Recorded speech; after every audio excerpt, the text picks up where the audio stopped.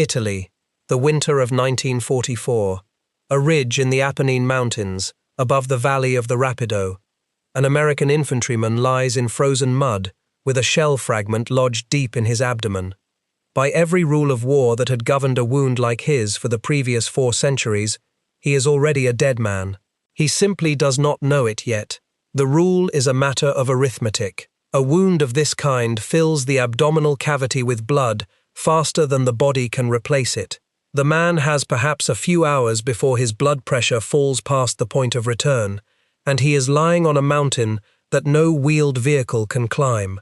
The nearest surgical hospital that can open his abdomen and stop the bleeding is a full day away by the only means available, which is a team of 6 men carrying him on a canvas litter down goat tracks slick with ice, stopping to rest their arms every few hundred yards, handing him to fresh relays of bearers who are themselves exhausted. On the casino front that same winter, litter carries of this kind took 12 to 15 hours when they succeeded at all. Many did not succeed. The wounded man was often dead before the 3rd relay of bearers reached him, so the arithmetic says he dies.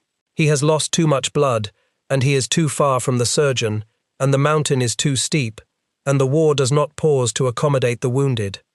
Every one of those facts is true, and yet this particular man will be lying on an operating table, with a surgeon's hands inside his abdomen, within a small number of hours, and he will live. Not because the mountain moved, and not because the surgeon came to him.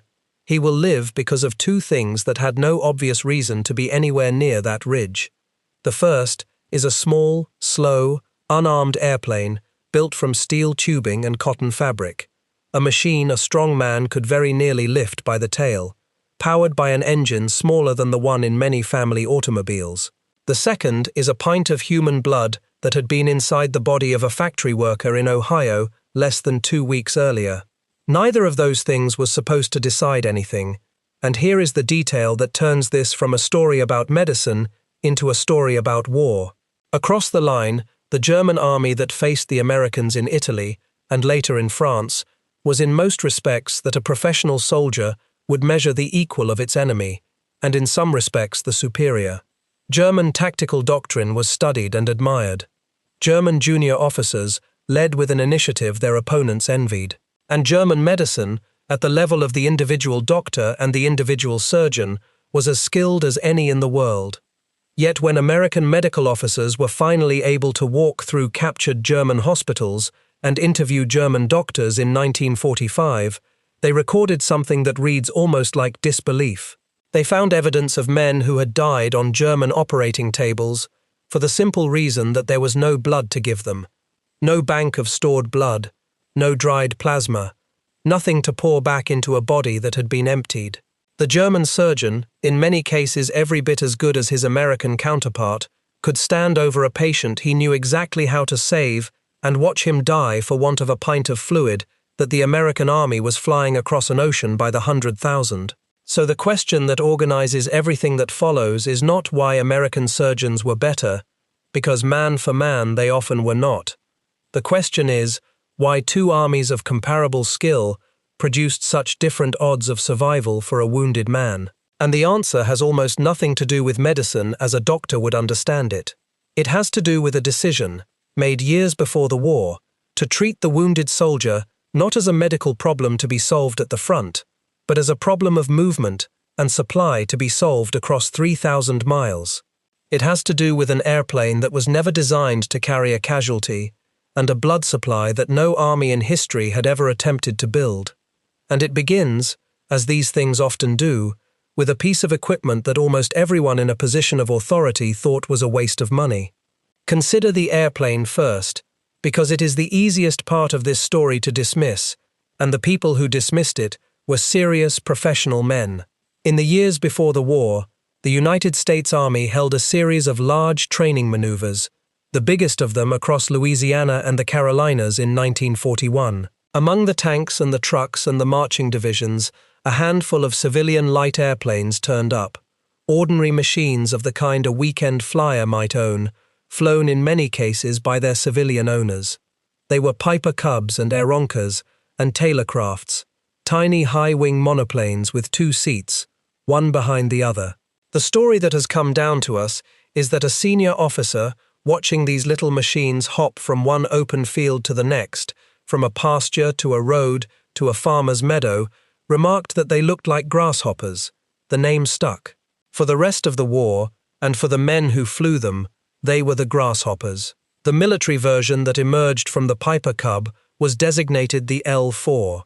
The letter stood for liaison, the polite army word for the errands nobody else wanted. It was powered by a Continental engine of 65 horsepower. Its top speed was around 85 miles per hour, and it cruised slower than that.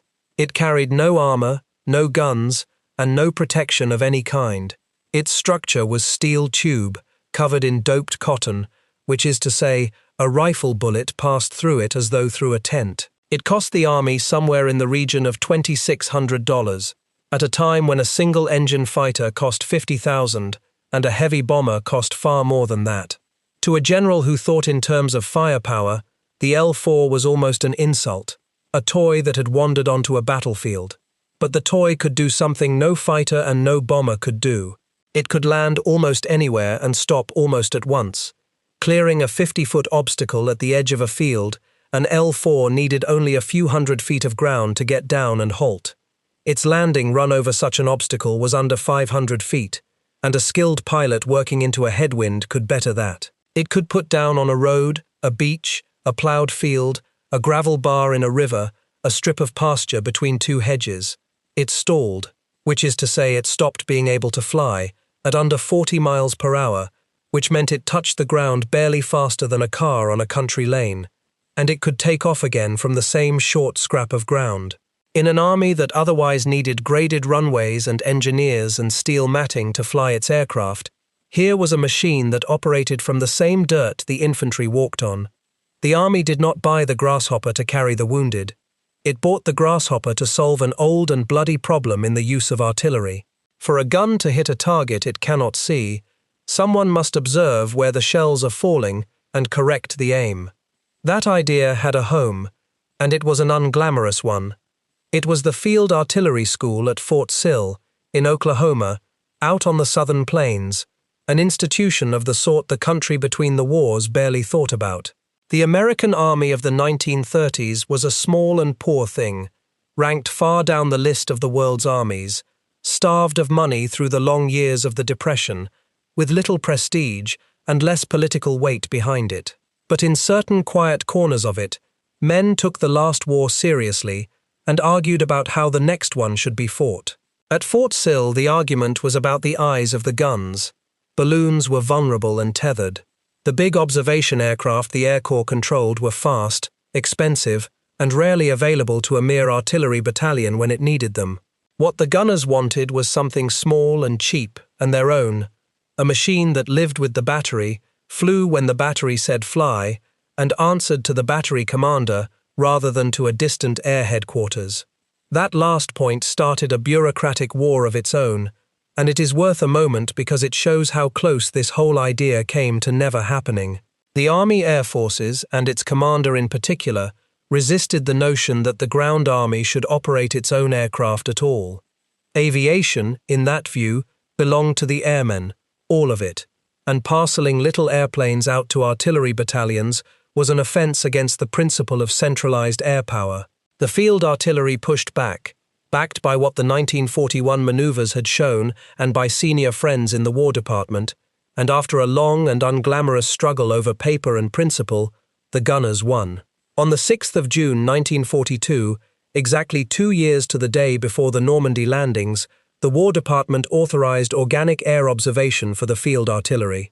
That single administrative sentence is the birth certificate of modern American Army aviation, and it was signed not because anyone foresaw ambulance flights out of jungle clearings, but because a handful of artillery officers wanted to see over the next hill.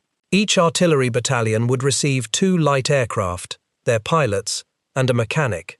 Training began that August at Fort Sill, where the first classes of pilots learned to wring short field performance out of the little machines that no civilian flyer would ever have asked of them. From a slow orbit a few thousand feet up, a pilot and an observer could see the fall of shot across miles of country and talk the guns onto anything that moved. This was the airplane's real job, and it was extraordinarily good at it. From the invasion of Normandy to the end of the war in Europe, these small planes directed the great majority of American artillery fire missions. The combat debut, it should be said, was very nearly a disaster, and the story is worth telling because it captures how little anyone understood what they had. In November of 1942, during the invasion of North Africa, several L-4 aircraft were flown off the deck of an American carrier to land near Casablanca and begin spotting for the guns. It was the first time these little planes had gone to war, and almost the moment they appeared over the beaches, the American and Allied ships and troops below, who had never seen the type and assumed anything overhead was hostile, opened fire on them. The grasshoppers were shot at by their own side, driven down, and forced to land wherever they could before a single fire mission had been completed. The men on the ground did not yet know their own airplane. Within 2 years, they would not be able to imagine the war without it. That fact matters here for a reason that will soon become clear. It means the grasshoppers were already everywhere along the front, already flying, already landing in fields a few miles behind the fighting, already part of the daily furniture of the American army. And a pilot flying home from an artillery mission in an empty 2-seat airplane, passing over a field where a wounded man lay waiting for a litter team that might take a day to reach him, could see the obvious with his own eyes. The back seat was empty. The field below was flat enough. The arithmetic was not complicated. If accounts of the forgotten machinery behind how wars are actually won and lost are the kind of thing you find worth your time, consider subscribing, because this is exactly the sort of history that usually gets flattened into a footnote. The second aircraft in this story was not a converted toy, but a machine built on purpose. As the war went on, the army wanted something with more power and more room than a militarized Cub, and the Stinson Company produced it. The airplane was designated the L-5 and named the Sentinel, though the men who flew it called it the Flying Jeep. It had an engine of around 190 horsepower, roughly 3 times the power of the L-4, and it could carry appreciably more weight. And beginning in the summer of 1944, a version of it was built that changed the airplane from an observation platform into something new. The rear fuselage behind the pilot was widened and deepened, and a large door was cut into it that folded down. Through that opening, a single stretcher could be slid into the body of the aircraft, with the wounded man lying flat. For the first time, one of these light aircraft had been deliberately shaped to carry a casualty. This was the L-5B and the marks that followed it, and it became the definitive light air ambulance of the war. Now hold both aircraft in mind, the converted Cub and the purpose-built Sentinel, and understand what they made possible, because it is genuinely new in the history of war. For as long as men had fought, a wounded soldier's chance of survival was governed by how far he was from help and how bad the ground was in between. Rough terrain was itself a killer, as surely as any weapon, because it put distance and time between the wound and the surgeon. These airplanes did not shorten the distance. They abolished the ground. A mountain that took a litter team 15 hours to descend did not exist for an airplane that flew over it in 15 minutes. The old relationship between terrain and death, which had held since the First Army marched, was quietly broken by a machine built from tubing and cloth. Italy is where the point was made first, and made hardest, because Italy was a country built to kill the wounded. The Allied armies fighting their way up the peninsula in the winter of 1943 and into 1944 ran headfirst into a wall of mountains held by a skilled enemy, in weather that turned the tracks to mud and the heights to ice. On the approaches to Cassino, the roads gave out and the war went uphill on foot. Wheeled ambulances could rarely come within 5 miles of the fighting. Beyond the last point a vehicle could reach, the wounded moved the way they had moved in the time of Rome, on the backs of men and mules.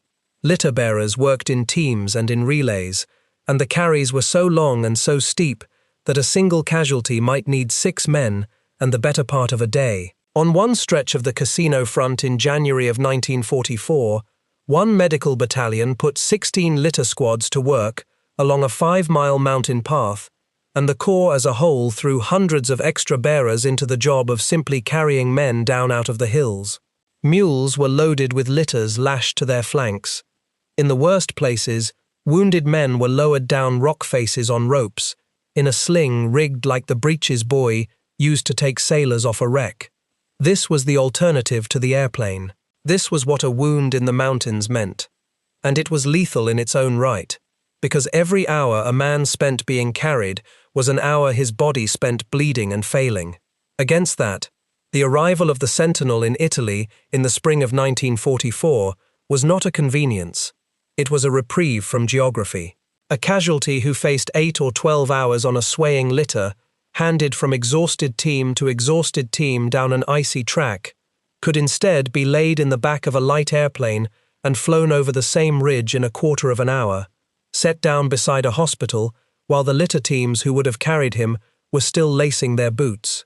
The mountain that had killed wounded men since antiquity was, for the man who reached the airplane, no longer in the way. To see how completely the old rule was broken, you have to leave the mountains of Italy and travel to the worst terrain any army fought over in the entire war, the jungle and mountains of northern Burma. In Burma there were, for practical purposes, no roads. There was jungle so thick a man could pass within a few yards of the enemy and never see him, and mountains laid one behind the other, and rivers, and a climate that produced disease on a scale that dwarfed battle casualties.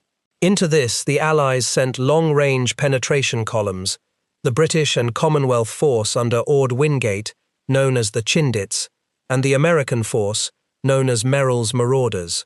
These were men who marched for weeks through country where a wounded man was, by the old arithmetic, simply lost.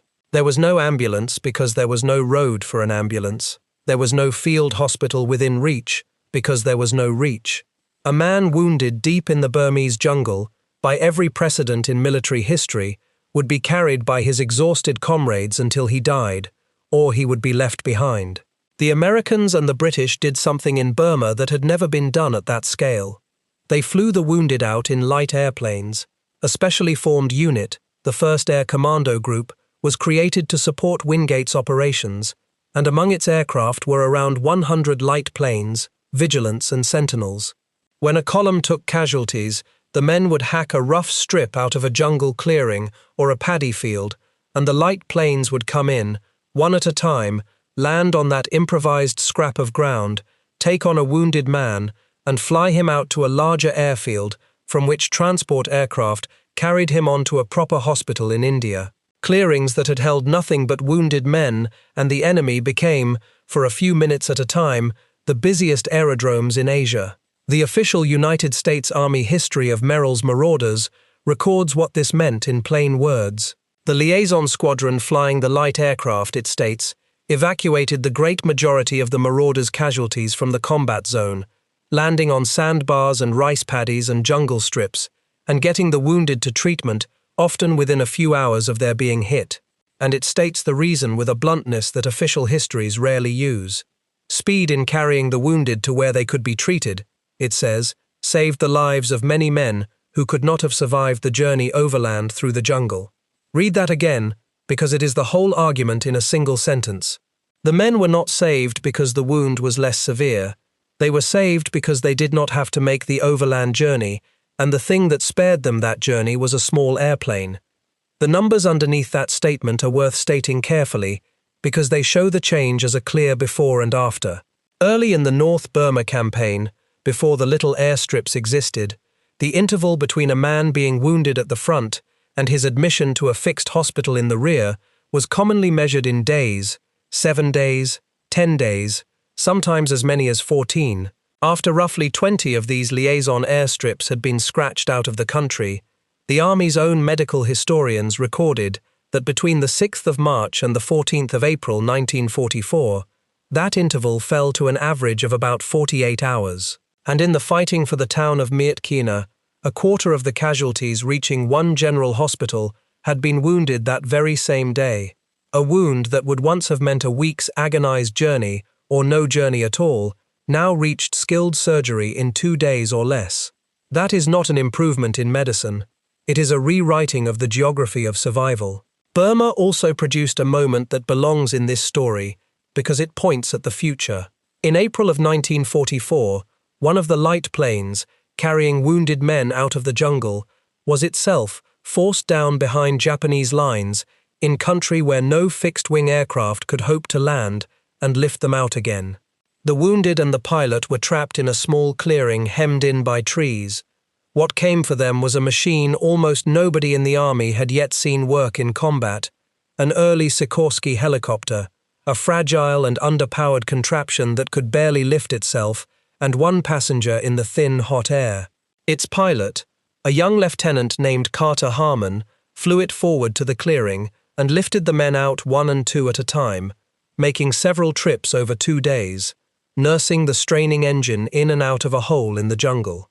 It was the first helicopter combat rescue of the wounded in the history of war. The helicopter that would define battlefield evacuation for every war that followed made its combat debut here, as an emergency backstop to the little fixed-wing ambulances that were already doing the everyday work. Even the exception to the system was part of the system. Here it is worth pausing on the machine itself once more, because the contrast is almost absurd. The aircraft accomplishing this were not sophisticated. The L-4 was a 2-seat civilian sport plane with a coat of olive paint. The men who flew these missions were often artillery observation pilots, not a dedicated ambulance corps, flying casualty runs between their real assignments because the airplane was there and the need was in front of them. There was no grand doctrine handed down from above that ordained it. The light plane evacuation of the wounded was, to a remarkable degree, improvised from the bottom by pilots who saw an empty back seat and a dying man and did the obvious thing. The little airplane was only the first link.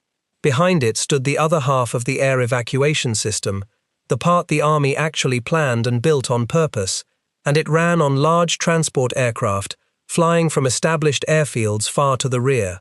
The workhorse of it was the twin-engine transport that the army used for everything, rigged inside with racks that could hold litters in tiers up the walls of the fuselage. These aircraft carried the wounded in their hundreds, not their ones and twos, moving them from theater airfields back to base hospitals and, in time, across oceans toward home. Across the whole war, the American air evacuation system in all its forms moved well over 1 million patients by air. Of that enormous number, a remarkably tiny fraction died in flight, a few dozen in all.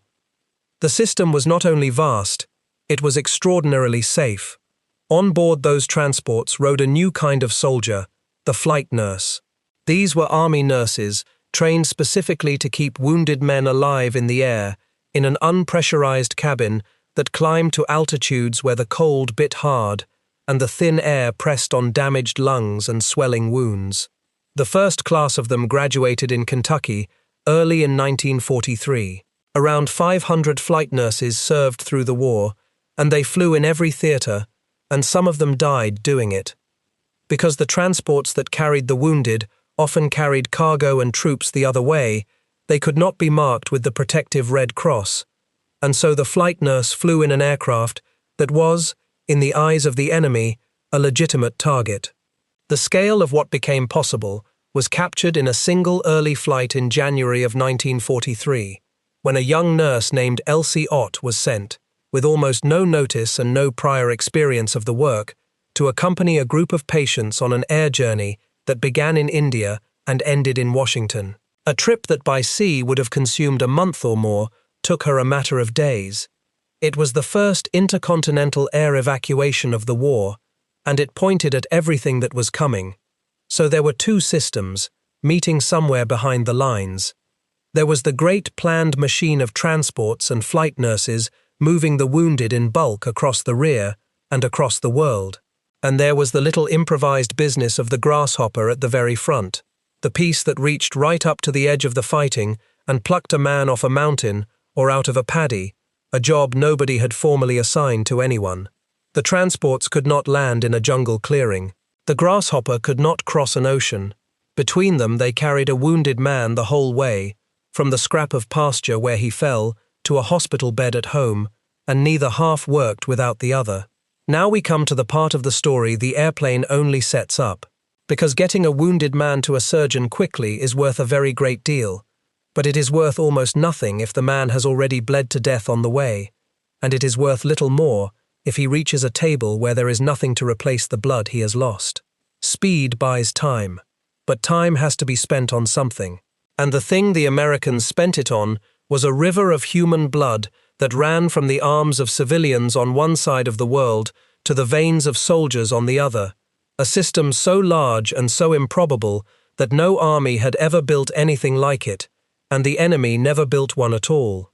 To understand why blood matters so much, you have to understand what actually kills a wounded man who is not killed outright. It is very often not the wound itself, but shock, the collapse of the circulation as blood volume falls away. Pour that lost volume back into the body in time, and the man who would have died stabilizes, and the surgeon gets his chance. For the first part of the war, the American answer to this was plasma, the pale fluid that remains when the red cells are removed from blood. Plasma had enormous advantages for an army.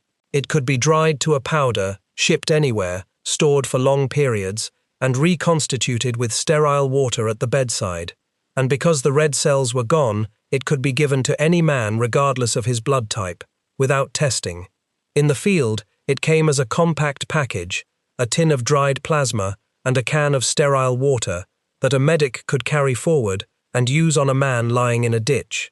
There was no cross-matching, no refrigeration, and no delay.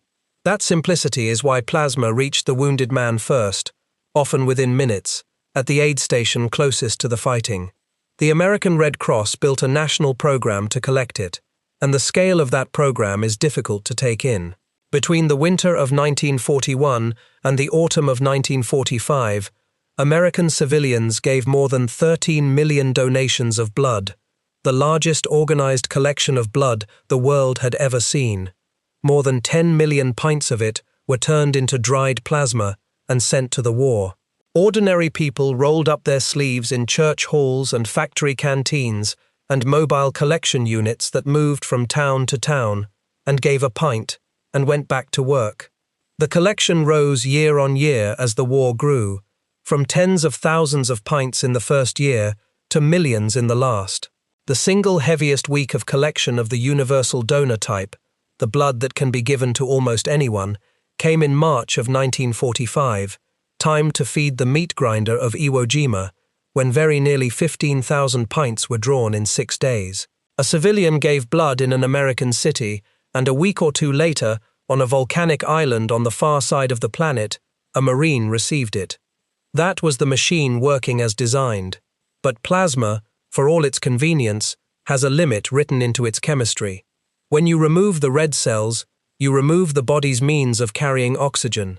Plasma restores the volume of the circulation, which pulls a man back from the immediate edge of shock, but it cannot carry oxygen to the tissues the way whole blood does. For a man who has lost a great deal of blood, volume alone is not enough. He needs the red cells back. He needs whole blood. And whole blood is a far harder thing to move across an ocean, because it cannot be dried. It must be kept cold, it must be handled gently, and it spoils. Every pint has a clock running against it from the moment it leaves the donor's arm. The British had learned this in the Western Desert, and hard American experience in North Africa and Sicily confirmed it. The men leading the army's blood effort, chief among them a transfusion specialist named Douglas Kendrick, pressed for something the senior medical bureaucracy at first thought impossible, a supply line of whole human blood flown from the United States to the fighting fronts. As late as the autumn of 1943, the Office of the Surgeon General judged a blood airlift from America to the theaters of war to be impractical and unnecessary. The word used was impractical, and on its face, the objection was reasonable. Whole blood is a living tissue with a short life. To move it 3,000 miles and have it arrive still fit to save a man seemed to sensible men more than the system could promise. What made it possible was in part a matter of chemistry. Blood drawn into a solution of acid, citrate and dextrose does not clot, and kept cold it stays usable for around 3 weeks, rather than a few days. That preservative solution was the quiet enabler of the whole enterprise, because it turned the clock from days into weeks, and weeks was just enough time to cross an ocean and reach the front with days to spare. The rest was insulation and ice. The blood was packed into insulated containers, cans of the kind used to keep food hot or cold in the field, layered with ice, and flown at altitudes cold enough that the aircraft itself helped keep the load chilled. It was a cold chain, held together with ice and cans, and the simple fact that the upper air is freezing, and it worked. The casualties of Normandy ended the argument about whether to try. From the 21st of August 1944 to the 8th of May 1945, the American Army flew just over 200,000 pints of whole blood from the United States to the European theatre. Across that theatre, more than 300,000 pints in total were given to the wounded. One field army alone, Patton's 3rd, used more than 77,000 pints. In the Pacific, where the distances were not hundreds of miles but thousands, the problem was harder still, and the answer was the same, only more so. Blood left California, crossed to Hawaii, was re-iced at Pearl Harbor after the long overwater flight, and went on from island to island toward the fighting. Tens of thousands of units made that journey in the last year of the war. In the battle for Okinawa alone, more than 40,000 pints of whole blood were transfused into the wounded. On that island, the system reached almost absurd lengths to close the last few miles, with light planes flying blood and casualties on and off a landing ship offshore, using a wire rig strung between booms, so that a sentinel could be snatched into the air and recovered again without a runway at all. The blood that began in a civilian's arm in Ohio or California would go by heavy transport across an ocean, by truck up a beach, and by little fabric airplane the final stretch to the man who needed it. Every link in that chain had been thought about in advance by someone whose name the dying man would never know. Follow 1 pint of that blood, and you will see the whole machine at once. It begins in the arm of a civilian donor in an American city, given at a Red Cross center on an ordinary afternoon. It is typed and treated with a preservative that holds off clotting and stretches its usable life to around 3 weeks, and packed in ice inside an insulated container. It is flown across the Atlantic, staged through Scotland and England, carried across the Channel into France, and passed forward through a chain of refrigerated depots until it reaches a field hospital a few miles behind the fighting. There, a surgeon hangs it above a man who was crossing a minefield or storming a hedgerow a few hours earlier, and the blood a stranger 3,000 miles away had given from his own body runs down into the soldier's vein and brings him back from the edge. The surgeon who pioneered the dried plasma techniques that started this whole effort, an American named Charles Drew, once said that on the battlefield, nobody is very much interested in where the plasma comes from when they are hurt. He was exactly right, and the indifference he described was the entire point. The system was built so that a dying man in France never had to know or care that his life was arriving by air freight from Ohio.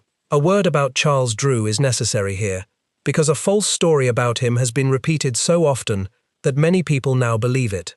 Drew was a black American surgeon of real brilliance who did foundational work on the storage of blood and plasma, and who led the early Blood for Britain program before the United States entered the war.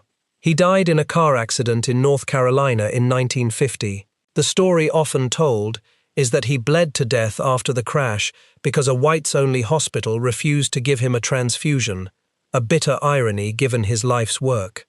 That story is false. The physicians who were with him and the records of the hospital show that he was treated at the nearest hospital and given care, including transfusion, and that his injuries were simply beyond saving. The truth about Drew is tragic enough without the myth. He was a great scientist who helped build the very system this story describes, and his part deserves to be told accurately rather than dressed up in a legend. Now bring the two halves together, the airplane and the blood, and you have the American answer to the wounded soldier, and it is worth stating plainly what that answer was, because it is not what most people assume. The American advantage was not that its surgeons were more skilled than German surgeons. Man for man, they often were not. The advantage was that the American army had decided, years in advance, to treat survival as a problem of movement and supply, rather than a problem of medicine alone. It moved the wounded man to the surgeon faster than any army had ever moved him, using an airplane that cost less than a truck. And it moved the blood to the surgeon across an entire ocean, so that when the man arrived, there was something to pour back into him. Speed and supply, an airplane and a pint of blood. Neither one a medical breakthrough, both of them a triumph of logistics, of the dull, unglamorous business of moving the right thing to the right place at the right time. The result of putting those pieces together can be measured. In the First World War, of the American wounded who reached medical care alive, something on the order of 8 in every 100 later died of their wounds. In the Second World War, that figure fell by more than half. The man who directed the Army's surgery in the war, Fred Rankin, laid out the reasons for that fall in an address afterward, and it is striking how little of it was surgery in the narrow sense. He named 4 things: well-trained surgeons working far forward, close behind the fighting, better treatment of shock, above all the ready availability of blood and plasma, the new drugs, the sulfur powders, and then penicillin that held off the infection which had killed so many wounded men in earlier wars, and improved transportation of the wounded, including by air. 3 of those 4 are not about medical genius at all. They are about getting the surgeon, the blood, the drugs, and the patient into the same place at the same time. They are about logistics. Which brings us, at last, across the line, to the men who were on the receiving end of all this, and who noticed, in their own way, what was being done to them. We should be careful and honest here, because it is easy to put admiring words into the mouths of dead enemies, and this account will not do that. What the German soldier noticed most directly was not the blood or the ambulance planes, which he could not see. It was the little spotter aircraft, the grasshoppers, circling patiently over the battlefield. He noticed them because he learned, through hard experience, what their presence meant. When one of those slow, high-wing airplanes appeared over a German position and began its lazy orbit, artillery fire of terrible accuracy would follow within minutes, because the man in that airplane was reading the German position to the guns. German troops came to dread the sight of them. Field Marshal Erwin Rommel, writing of the fighting in 1944, described in plain terms how an enemy observation plane overhead could direct the fire of numerous batteries onto anything worth hitting across the whole zone. He was among the finest practitioners of mobile war his country produced, and he identified the thing that was breaking his front with a professional's precision.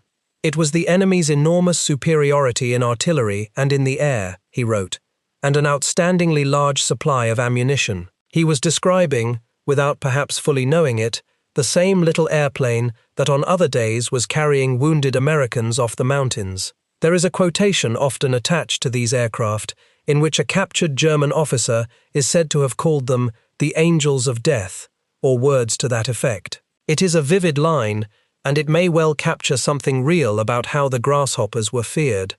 But an honest account has to say that this particular quotation is not firmly documented, that it circulates without a clear original source, and so it is offered here only as the sort of thing German soldiers were reported to have said, not as a verified fact. What is beyond dispute is that the fear was real, whatever the exact words, and that the Germans learned to associate those small circling airplanes with sudden and accurate death from above. But the deepest thing the Germans noticed about the American medical system, they noticed only after the shooting stopped, and it is the heart of this story. When the German army in Italy surrendered in the spring of 1945, American medical officers were able for the first time to walk through German hospitals, inspect German medical equipment, and interview German doctors at length about how they had cared for their wounded. The report those officers wrote is one of the most revealing documents of the entire war, precisely because it is not propaganda. It is one group of professionals assessing the work of another. What they found was, in most respects, a system that looked much like their own. The chain of evacuation, from the aid post near the front back through a series of dressing stations and field hospitals to the base hospitals in the rear, was so similar to the American arrangement that the report calls it very similar. The German doctors were competent. The German surgeons were skilled. In the fundamentals of their craft, these were not inferior men. And then the report reaches the matter of blood, and the tone changes, because here the two systems were not similar at all. The Germans, the American officers recorded, had no blood banks. They had no supply of stored blood waiting in the rear to be rushed forward to a hemorrhaging man.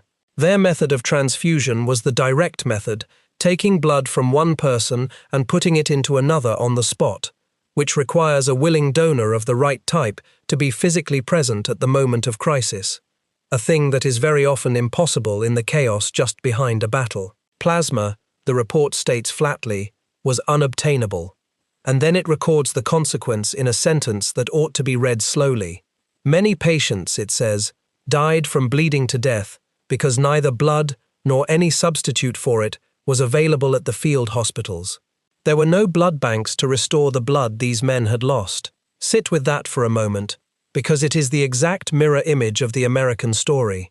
On one side of the line, a wounded man received blood that had crossed an ocean to reach him. On the other side of the same line, a wounded man of equal courage, treated by a surgeon of equal skill, died on the table because the pint of blood that would have saved him did not exist within reach. The German doctor knew precisely what his patient needed.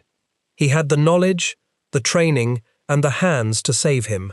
What he did not have was the thing behind the medicine, the vast, dull apparatus of collection and refrigeration and air transport that put the blood where the surgeon's skill could use it. The American surgeon was not winning a contest of medical talent. He was being handed, by an army that had thought about the problem for years, a resource his enemy could not obtain at any price. Why could the Germans not obtain it? Part of the answer is simple and grim logistics. By the last years of the war, the German supply system was collapsing under bombing and retreat, and a fragile cold chain of perishable blood is exactly the sort of thing a crumbling logistics network cannot sustain. But part of the answer runs deeper, into choices the German state had made long before, and here we must tread carefully with the evidence.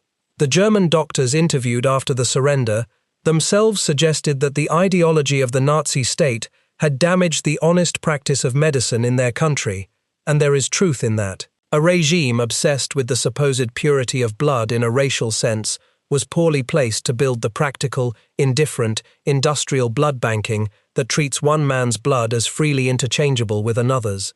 But the American officers who recorded those German opinions also noted, fairly, that men explaining a defeat have every reason to blame the fallen regime, and so this part of the story should be held with an open hand.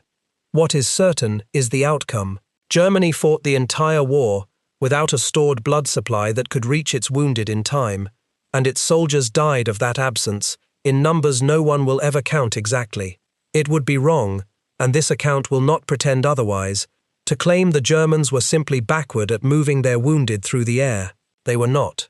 The German army possessed one of the finest light aircraft of the entire war, the Fieseler Storch, a spindly high-wing machine whose short field performance was, if anything, better than the American Grasshoppers.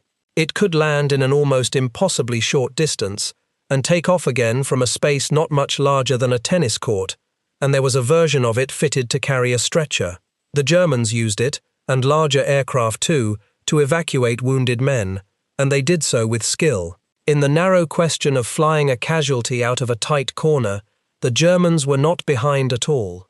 The Storch was a superb airplane, and German pilots did with it much of what American pilots did with the Sentinel. So the difference was not the airplane. This is the point the whole story has been building toward, and it is worth stating with precision. The Germans could match the American ambulance plane. What they could not match was what waited at the end of the flight. An American wounded man flown to the rear arrived in a system stocked with blood, plasma, penicillin, and forward surgical teams, every element supplied in quantity by a logistics machine that reached back across an ocean. A German wounded man, flown out with equal skill in an equally capable aircraft, arrived at a hospital that might have no blood to give him.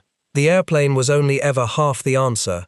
The blood was the other half, and it was the half the Germans could not build. An ambulance is only as good as the hospital it delivers to, and the finest evacuation aircraft in the world cannot save a man it delivers to an empty shelf. Here, then, is the verdict this story has been assembling, and it is not the verdict most people would expect. The German soldier who bled to death behind the lines in 1944 or 1945 was not failed by his doctor, who was very likely as good as any doctor on the other side.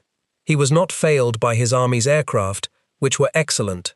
He was failed by something less visible and more decisive than either: the absence of an idea. The idea was that the survival of a wounded man is not settled at the front by the skill of the surgeon, but is settled long before, and far away, by whether a nation has chosen to build the enormous, patient, unglamorous machinery that carries the right resource to the right place in time. The Americans had chosen to build it. They had decided, in the plainest terms, that they would move the wounded faster than anyone had moved them, and would supply blood from farther away than anyone had supplied it. And they had spent years and a fortune quietly making that true. And this is why the small airplane belongs at the center of the story, rather than at its edge. The grasshopper was the most visible piece of a way of thinking about war that the American army had adopted almost without announcing it. It was a cheap, humble, unarmed machine that no one feared in itself, and it stood for a whole philosophy, that battles are won not only by the sword at the point of contact, but by the long, dull supply line that keeps the man holding the sword alive. The same army that flew blood across an ocean was the army that looked at an empty back seat in an artillery spotter and thought to put a dying man in it. The two habits of mind were the same habit. Both treated the wounded soldier as a problem of movement and supply, and both solved it. The German army, for all its brilliance at the sharp edge of battle, never fully made that turn. Its genius lived at the front, in the initiative of the junior officer, in the speed and aggression of the small unit, in the skill of the individual surgeon bent over an individual patient. These were real and formidable strengths, and no honest account would diminish them.